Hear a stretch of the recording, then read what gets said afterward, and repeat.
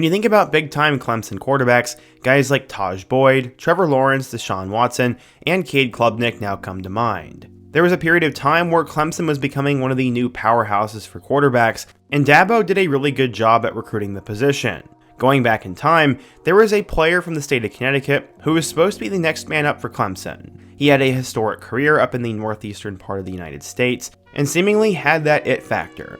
Unfortunately, he flamed out at Clemson pretty quickly, and a few years later, ended up at the worst team in college football in UMass. Okay, maybe Kent State's worse. But the point is, Taisun Phommachanh was one of the next great quarterbacks in college football, but it never happened. In today's video, we're going to talk about how this guy became a blue chip recruit, why he was so hyped up going into Clemson, and what ultimately happened to him. But before we get started, if you're a big fan of college football, be sure to subscribe to the channel, leave a like if you want to support today's video, and let me know what player, team, topic, or situation I can cover next. Now let's go ahead and get started and talk about what happened to Taisun Phommachanh. So, in order to understand how he got to this point, we first need to go back in time.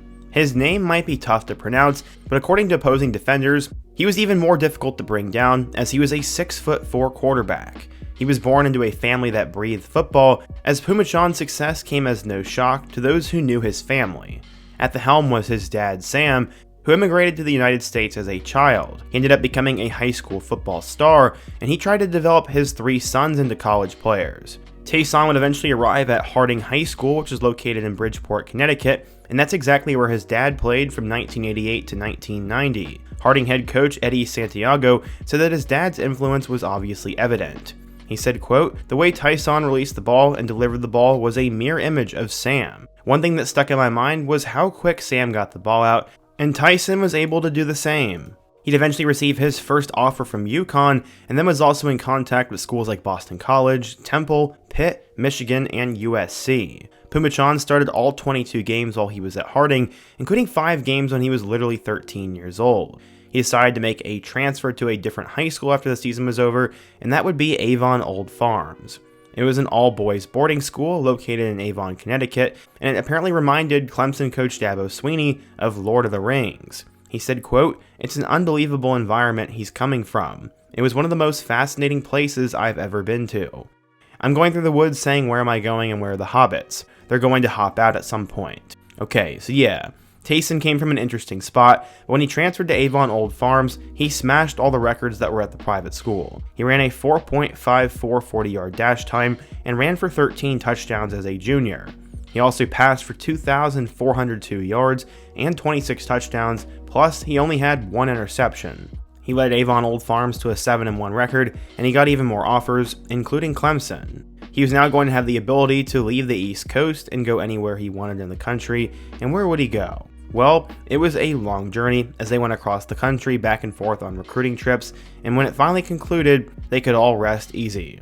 His dad said, quote, "It's a big relief. It's a long time coming, and he deserved it and he worked hard. He gave up a lot of sacrifices to be here." The college choice itself was somewhat easy, as Taisun picked up the orange hat and decided to sign with Clemson. He ended up choosing the Tigers over UCLA, USC, Florida, and Florida State, and every time he would visit, it always came back to one key question: how did this compare to Clemson? Avon Old Farms coach Matt Profit said, quote, "Clemson's a great fit for him. He does have family in the area, so he'll be close to some family, and they have a family-first mentality there, and that's what we do here at Avon." He said he went to Clemson because it was the place he needed to go to be the best player and person he could be, the team was a lot of fun, and that he would compete as hard as he could. He played for 2 schools during his high school career, accounting for more than 6,000 yards and 71 total touchdowns. For Taisun, there was a stigma. Playing at Clemson meant that it was a golden opportunity to showcase how good the players on the East Coast could be. As he said, quote, "I want to show people what players from Connecticut can do."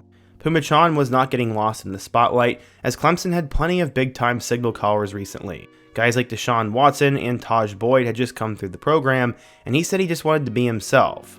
He didn't want to be the next Watson or Boyd, he wanted to be the next Phommachanh. According to 24/7 Sports, Taisun was a 4-star recruit, the number 5 dual-threat quarterback, and the 217th best player in the class of 2019. He was a big-time quarterback recruit, so how would he do? He was next up at Clemson. When Taisun arrived at Clemson, he was obviously 1 year behind Trevor Lawrence, who was part of the class of 2018, so everybody was talking about him. Taisun would be a decent backup for them, but nobody really expected him to get on the field until at least the 2021 season. Trevor was going to play his 3 years. In his first season in Clemson, Taisun would end up throwing 12 passes for 56 yards and an interception. Obviously, those were not great numbers, but one of the big problems that Taisun was going to face is that Dabo Swinney got another big-time recruit in the 2020 class. His name was DJ Uiagalelei, and he came out of the state of California, and he was supposed to be the next big thing. So when Trevor Lawrence ended up having a positive test, DJ would get to start in his place. This said a lot about where Taisun was on the depth chart and what his future looked like, but he decided to hang around. He finished with 17 yards and 1 interception in 2020, and maybe he could compete for the starting job in 2021. Except before that could even happen, he'd end up suffering an Achilles injury during the 2021 spring game. That was absolutely terrible and was probably going to be a death blow to his Clemson career. But somehow he managed to recover before the season started, and Dabo Swinney said, quote, "He's available and ready to go. We're excited to have him back, and it's unbelievable and amazing." He'd end up playing in 6 games in 2021, and Taisun would end up going 11 of 19 for 131 yards, with 1 touchdown and 1 interception. He also ran for a score on the ground, and through 3 years at Clemson, he just had not really done anything, to be honest. During his 3 seasons at Clemson, Taisun would end up playing in 12 games, going 22 of 48 with 1 touchdown and 3 interceptions. He was sort of a bust at Clemson, but to be fair, he was never going to get an opportunity with Trevor Lawrence there. The one thing I will say though is that DJ was not great in 2021, so I'm not sure why Taisun didn't get a chance at some point. Either way, it didn't matter, as he would enter the 2022 transfer portal and he'd try to find a new school. I mean, he was a backup at Clemson, didn't really get a chance to play, and had an illustrious high school career, so surely another Power 4 team would take an opportunity on him. That's exactly what would happen, as the Georgia Tech Yellow Jackets would decide to give him an offer, and he would commit there. He would transfer in the conference, and they wanted some quarterback depth. Jeff Sims had struggled with injury issues during the 2021 season, so they wanted to bring in a guy who could be a good depth piece. They also grabbed Akron transfer Zach Gibson to be a backup quarterback, so Taisun was going to fight for the backup job. He ultimately got to see the field in 2 total games against both number 13 North Carolina and number 1 Georgia, and he went 2 of 5 for 13 yards with an interception, but he did have 2 rushing scores. I think one way that coaches could have better used him was his legs, as seemingly he was good with the ball when he ran it, but he just didn't get a lot of opportunities. After just 1 season at Georgia Tech, he would decide to enter the transfer portal for a second time, and this time he'd have to go down a level. His younger brother was a redshirt freshman at UConn in 2022, and be near his football-playing brother.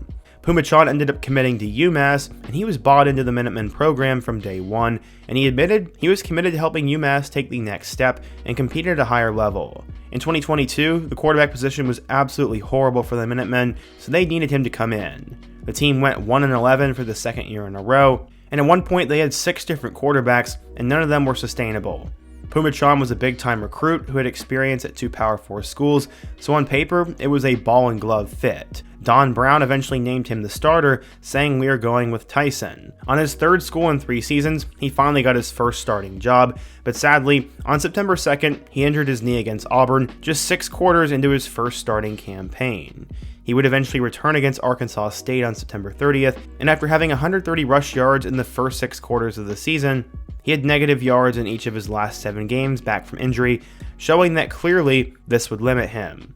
In total in 2023, Phommachanh would end up throwing for 1,500 yards with 6 touchdowns and 6 picks, and then he ran the ball 48 times for 38 yards and 2 touchdowns. UMass was the program that was sort of stuck in the mud, but with 1 more year of eligibility remaining, he would get one last chance to be a starting quarterback at the FBS level. 2024 would end up being his best season, as he would play in their first 9 games, throwing for 1,600 yards with 8 touchdowns and 6 picks, and then 317 yards and 3 touchdowns on the ground.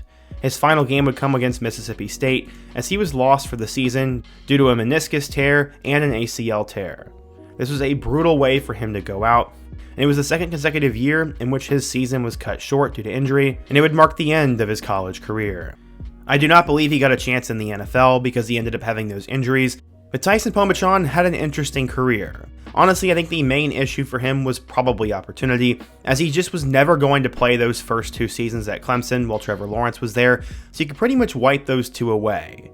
After that, he dealt with 3 injuries in 4 years, so that's probably what stunted his growth, and then he also went to Georgia Tech, where he was never going to get a chance to really be a starter because of Jeff Sims, and then finally when he did get on the field, he was decent, but he was at probably the second worst program in college football. I mean, even the best quarterbacks in the country would struggle to do well at UMass, so the fact that he did get a chance to start 2 years is pretty cool, and also, I think it's pretty insane that he managed to recover from 3 season-ending injuries and still be competitive.